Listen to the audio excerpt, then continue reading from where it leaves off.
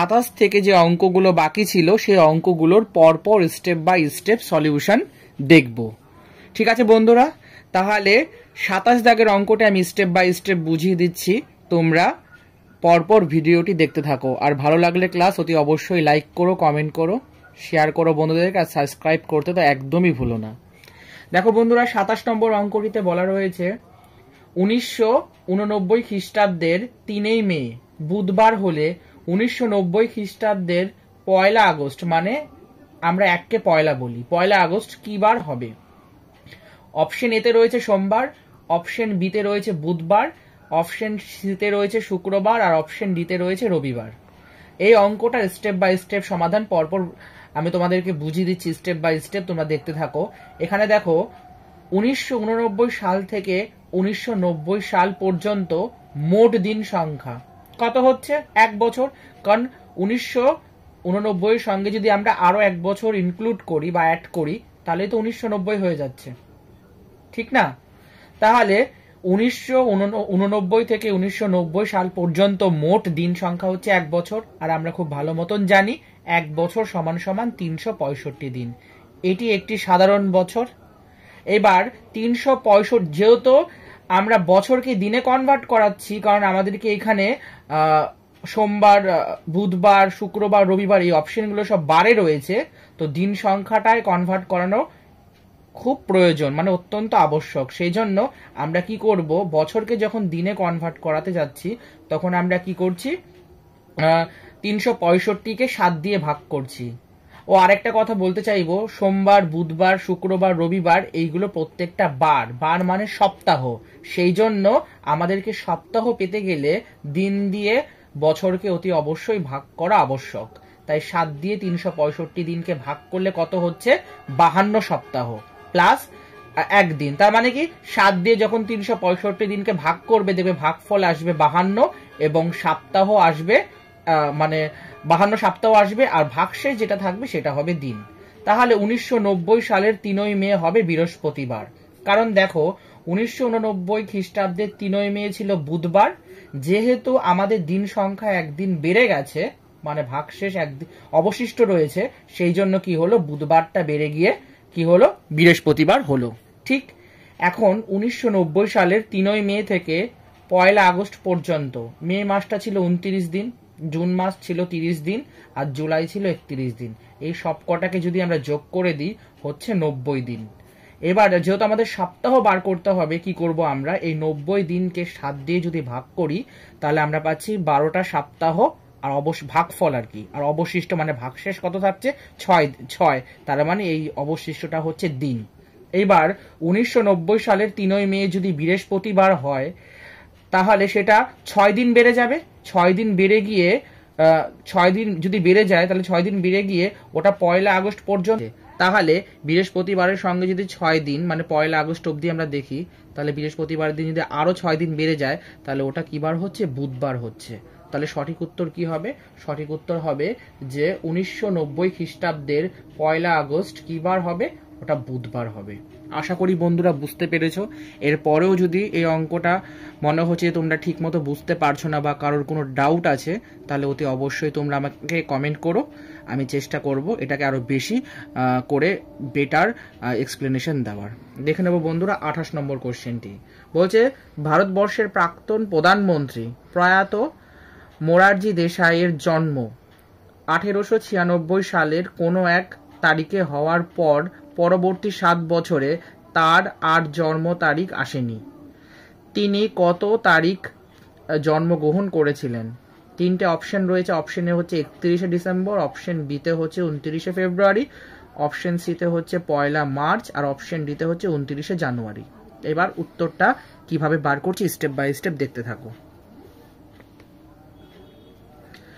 দেখো এখানে 1896 এটা একটা লিপিয়ার সাল। আমাদের কাজ হচ্ছে প্রথমে এটা চেক করতে হবে যে ওনার যে জন্ম সালটা মেনশন করে দেওয়া আছে প্রাক্তন প্রধানমন্ত্রীর, তার যে সালটা সেটা লিপিয়ার কিনা। তাহলে 1896 এটা একটা লিপিয়ার, কিন্তু যদি 7 বছর বলেছে তাই 1896 থেকে আমরা পরপর 7 বছর মানে এগোবো, মানে বাড়তে থাকবে। 96 এর পর 97, তারপরে 98, তারপরে 99, এরকম করে জিনিসটা মানে এগোতে থাকবে। ততক্ষণ পর্যন্ত এগোতে থাকবো যতক্ষণ পর্যন্ত না এই 7 বছরটা পূর্ণ হচ্ছে।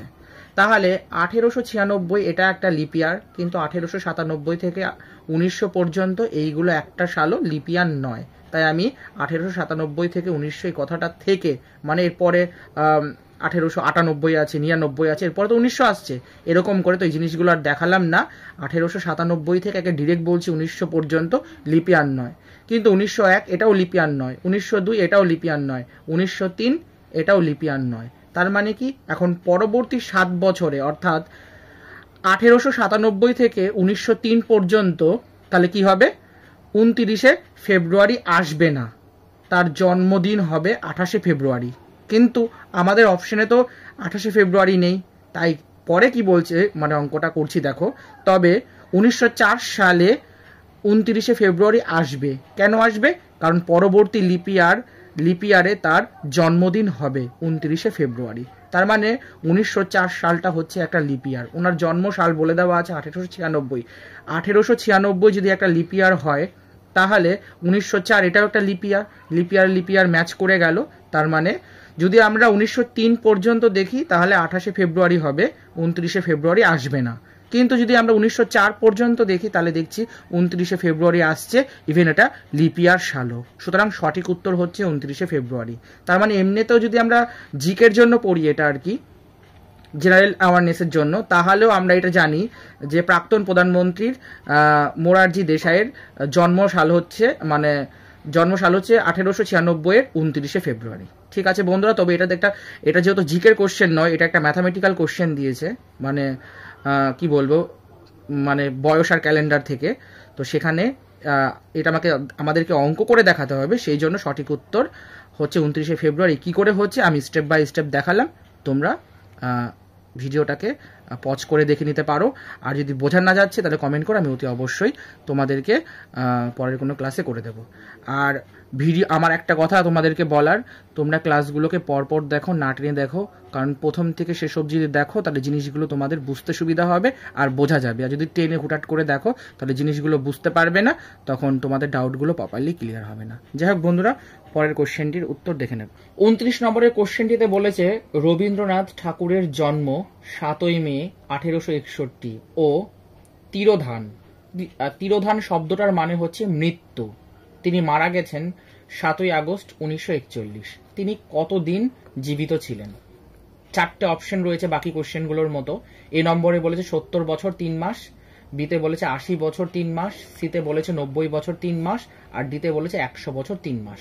তাহলে প্রথমে আমরা নোট করে নিচ্ছি, মানে কি কি গিভেন দেওয়া রয়েছে। মানে প্রদত্ত জন্ম হচ্ছে 7ই মে 1861 আর মৃত্যু হয়েছে, মানে তিরোধান হয়েছে 7ই আগস্ট 1941। এবার 1861 থেকে 1941 পর্যন্ত মোট বছর কতগুলো হচ্ছে আগে সেটা বার করব। তাহলে কি হচ্ছে, 1941 থেকে যখন আমরা 1861টাকে বাদ দিয়ে দিচ্ছি অর্থাৎ বিয়োগ করছি, তখন আমরা দেখছি যে 80 বছর হচ্ছে। আর সেই সঙ্গে বছর তো পেয়ে গেলাম, এবার আমাদের মাসটাও জানতে হবে। এবং 7ই মে থেকে 7ই আগস্ট পর্যন্ত যদি আমরা বাদ দিই, তাহলে দেখতে পাচ্ছি 3 মাস হচ্ছে, অর্থাৎ মোট সময়কাল হলো 80 বছর 3 মাস। তার মানে সঠিক উত্তর হচ্ছে option number B is the right answer. 80 বছর 3 মাস তিনি জীবিত ছিলেন। আর 30 নম্বর কোশ্চেনটিতে বলেছে সমকোণী সমদ্বিবাহু ত্রিভুজের কোণগুলির অনুপাত কত? অপশন এতে বলা আছে 3:2:1, বিতে বলা হচ্ছে 2:1:1, সিতে বলা হচ্ছে 3:1:1, আর ডিতে বলা হচ্ছে 1:1:1। এবার আমি তোমাদের একটা ছোট্ট নোট দিয়ে দিয়েছি যে সমকোণী সমদ্বিবাহু ত্রিভুজ কাকে বলে। এটা একটা ছোট্ট, মানে বলতে গেলে খুব সংক্ষেপে একটা নোট দিয়েছি। নোটটা কি বলছে ভালো করে মন দিয়ে শোনো। বলছে একটি সমকোণী সমদ্বিবাহু ত্রিভুজ হলো একটি ত্রিভুজ, আমরা সকলেই জানি, যেখানে তার একটা কোণ হচ্ছে 90 ডিগ্রি আর বাকি দুটো কোণ হচ্ছে সমান। তার মানে একটা সমকোণী সমদ্বিবাহু ত্রিভুজের একটা অতিভুজ থাকছে, বা অতিভুজটা হচ্ছে গিয়ে তোমার, মানে কি বলবো, সমদ্বিকোণী সমদ্বিবাহু ত্রিভুজটা এমন টাইপের হচ্ছে। তাহলে তার একটা কোণ যদি 90 ডিগ্রি হয়, তাহলে বাকি দুটো কোণ সমান হচ্ছে। এবার আমরা ত্রিভুজের ক্ষেত্রে কি জানি, বলছে কোণগুলির যোগফল হচ্ছে 180 ডিগ্রি। যখন আমি ত্রিভুজ চ্যাপ্টারটা তোমাদেরকে করাবো, তখন এই জিনিসগুলো তোমাদেরকে আরো বেশি ক্লিয়ার হবে। ঠিক আছে বন্ধুরা, তো বলছে আমরা জানি কি যে কোণগুলোর যোগফল 180 ডিগ্রি হয়। এবার আর শর্তানুযায়ী কি বলতে পারি, 90 ডিগ্রি কোণ মানে কি, ত্রিভুজের একটা কোণ মানে সমকোণী সমদ্বিবাহু ত্রিভুজের একটা কোণ যে 90 ডিগ্রি সেটা আমরা জানি, তাই আমরা 90 ডিগ্রি লিখে দিলাম প্লাস, কারণ ত্রিভুজের 3টি কোণের সমষ্টি তো 180 ডিগ্রি হয়, তাই প্রথম কোণ লিখলাম। আর অন্য দুটি কোণ আমরা জানি না, তাই এই দুটো কোণকে আমরা কি লিখলাম 2x, এটা ধরে নিলাম, যেহেতু দুটো কোণ তাই 2 দিয়ে গুণ করেছি। একটা কোণ যদি x হয় তাহলে দুটো কোণ কি হবে 2x হবে, তাহলে 90 degree plus 2x degree equal to 180 degree. এবার 2x ডিগ্রি মানে আমরা সমাধান করছি আর কি, 2x ডিগ্রিটাকে যদি বাঁ দিকে রাখি তাহলে ডান দিকে কি হচ্ছে 180 ডিগ্রি মাইনাস 90 ডিগ্রি সমান সমান বিয়োগ করলে কত হচ্ছে 90 ডিগ্রি। এক্স দিয়ে যখন আমরা মানে 2 দিয়ে যখন আমরা 90কে ভাগ করছি তাহলে কি হচ্ছে এক্স ইকুয়াল টু 45 ডিগ্রি। এবার আমরা তিনটে কোণই পেয়ে গেলাম, একটা কোণ 90 ডিগ্রি আর বাকি দুটো কোণ 45 ডিগ্রি। ঠিক, এবার কোণগুলোর অনুপাত কত হচ্ছে 90 degree is to 45 degree is to 45 degree সমান সমান কত হচ্ছে, যদি তোমরা এটাকে 2 দিয়ে ভাগ করো মানে সরি 45 দিয়ে ভাগ করো তাহলে কত হচ্ছে 45 দুগুণে 90 আর 45 একে 45 45 একে 45 মানে 2:1:1। তার মানে option number B is the right answer, 2:1:1 is হচ্ছে সঠিক উত্তর। তাহলে সমকোণী সমদ্বিবাহু ত্রিভুজের কোণগুলির অনুপাত হচ্ছে 2:1:1। আশা করি বন্ধুরা বুঝতে পেরেছো, যদি কোনো ডাউট থাকে তোমরা অতি অবশ্যই আমাকে কমেন্টে জানিও।